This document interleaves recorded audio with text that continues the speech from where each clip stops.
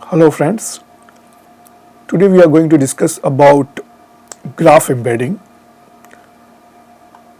Let's look at what are the objectives of graph embedding, and we are going to look at different embeddings, and we'll also look at some perspectives about how we should do graph embeddings.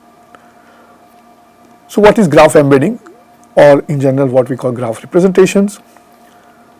Here the objective is to find a map for each node to a lower dimensional vector such that the important features of the node or graph are preserved. So we are interested here to preserve certain property of nodes with respect to its neighborhood, or in general a global properties of some graph. So for example, here I have a graph and I am interested in finding out a representation for these graphs, each node, such that it preserves either this nodes or this nodes property, which can be property related with the neighborhood relationships with different nodes, or in general some feature or property of graph. And I got a set of vector for each of these graph, which you can see for each of this node I have a 1, 2, 3, 4, 5 vectors. Typically node representation, when we look at graph embeddings, there are two domains. One is the graph domain, that is, this is the graph domain you can think of, where each node is connected through set of edges. Here there are undirected edges, it can be directed edges. Another one is embedding domain, that's this representation domain, where each node is characterized as a low dimensional vector, or it is represented as a low dimensional vector. Here, for example, I can define a vector for this node. Similarly, for this node I have another vector. For this node I have another vector, this node I have this vector, and for this node I have another vector. So for each node I have a low dimensional vector representation. We'll discuss what does it mean by low dimensional vector representation in coming slides. And to perform this embedding, there are two kinds of perspective we can think of, or two kinds of frameworks we can think of. I would not say it's framework, they are perspective. They are looking at different kind of graph or node embedding techniques from certain components, and those components creates a certain framework. Using that we can characterize any methods. For example, first one is called extractor reconstructor perspective, and second one is called encoder decoder perspective. We look at what are they and how they are similar to each other. The first perspective is the extractor reconstructor perspective. As we discussed, there are two domains when it comes to graph node. One is the graph domain, one is the embedding domain. So we are having a graph domain and embedding domain, and there will be a mapping function which maps graph domain to a embedding domain. That's a mapping function. There is an extractor which will extract some information or key information that one would like to preserve while performing this mapping. So this is called extractor, which actually extract key information to be preserved, which I call it KI. On the other hand, there is something called reconstructor. The job of reconstructor is take this embedded vectors or set of vector and reconstruct the information or key information that we wanted to preserve, which is called KI dash. This is reconstructed information using the embedded vectors. And now we have a loss function which is used, or objective function which is used to learn this embedding. Hence, this is extractor reconstructor perspective, where extractor's job is to extract certain information which we want to preserve. Reconstructor's job is to reconstruct from the embedding domain this information, and we want to figure it out what is the mapping function which allow us to get good embedding which preserve the information from the graph domain to the embedding domain. Similarly, we have another perspective which is encoder-decoder perspective. Here again we have two domains, graph domain, embedding domain. Here the encoder function basically encodes each node to embedding domain, and we have a set of embedding. There is a decoder function which decodes certain information, or which we call it some information which we want to preserve while doing the encoding. And there is another function called similarity function, which job is to extract information from here which we want to preserve. And the loss function is again objective functions whose job is try to figure it out this embedding such that we have a as minimal loss as possible of information, or we have a approximately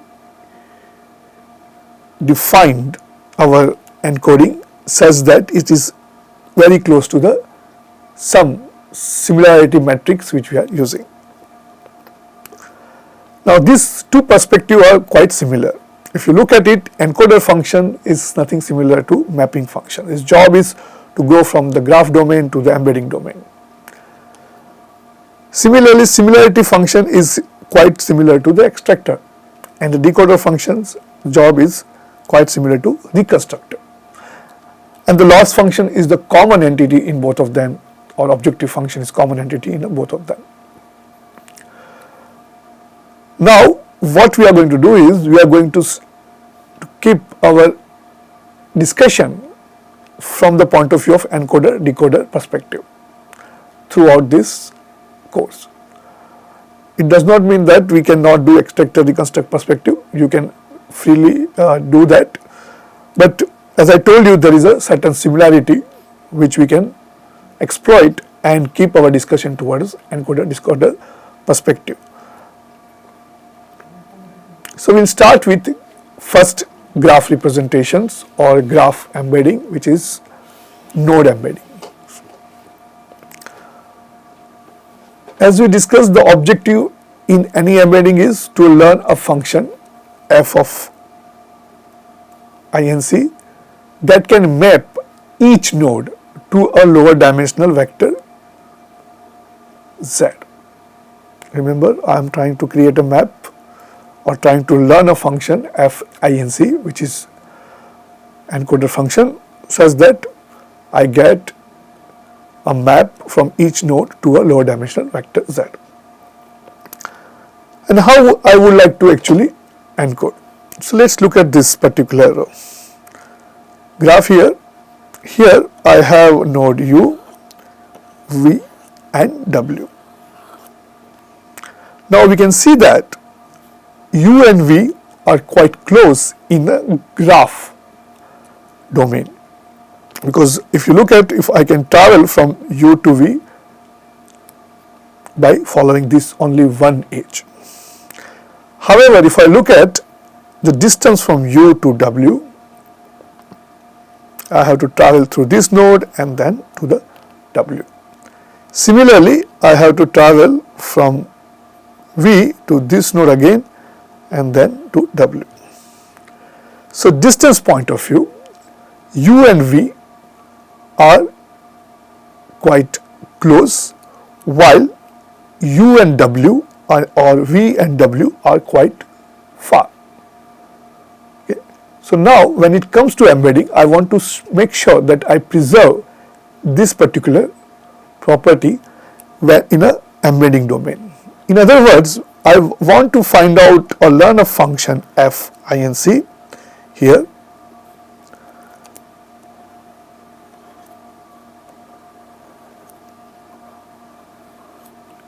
such that the embedded vector for u, zu and embedded vector for v, zv are closer, while embedded vector for w is quite far from these two vectors. Hence, I want to find out embedding function or create embedding function which reflect the positions of node in the graph. This is a simple preservation we are doing from the graph node to the embedding node. Now, why we are interested in node embedding? Let me talk about certain applications in the network biology. First application is the protein function prediction. Task of assigning biological roles to the proteins is one of the important tasks in a biology. What is the function for a new proteins is the question we typically ask. In here, you can see that I have a certain set of protein which has certain functions, and now I have a new set of proteins, and I don't know what are their task or function in a scheme of protein-protein interactions. What people do traditionally, they compare existing sequences of each protein or new protein based on their similarities. They actually say that they have a certain task in similar. However, in a learning representation, what we are going to do is we are going to take each node in protein-protein interactions, we'll embed them, and then we'll use some classifier to predict the function. And that's why we want to learn node embedding for the particular new protein, and that provides us a node embedding application number 1. There is another application which we can think of. Let's look at the diseases and let's create a graph of different diseases, and the edges between them is the relationship between these diseases or disorders. So there are different kind of disorders, for example cancers or metabolic disorders or disorder in a brain. So those disorders have a certain similarity which you can see, and of course there is a certain overlap between one disorder to the other disorder. So you can see there are a set of nodes which might be having a same kind of origin like a brain and similar kind of disorders. This might be metabolic, this might be, let's say, some kind of cancer, etc. Now what I want to do is I want to find an embedding such that when I get this my disease disorder relationship graph, I have an embedding in such a manner that the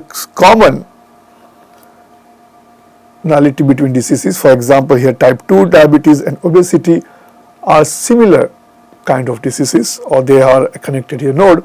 In embedding space they are also having a same kind of nearness, and hence I have to come up with node embedding such that this distance are preserved in embedding space.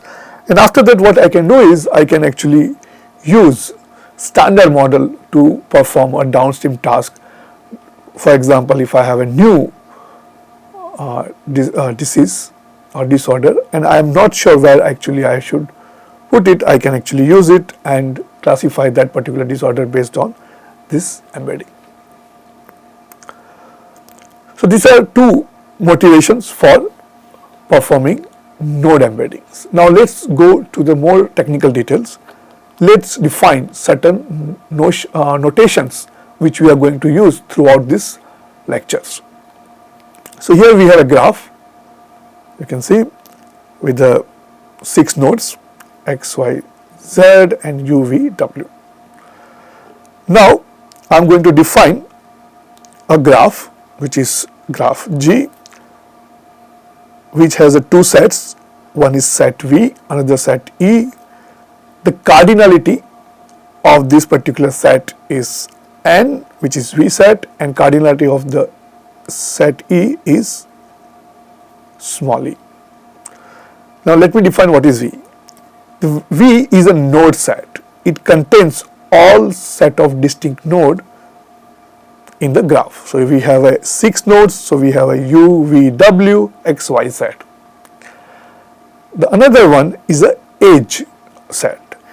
Edge set is subset or equal to V cross V set, where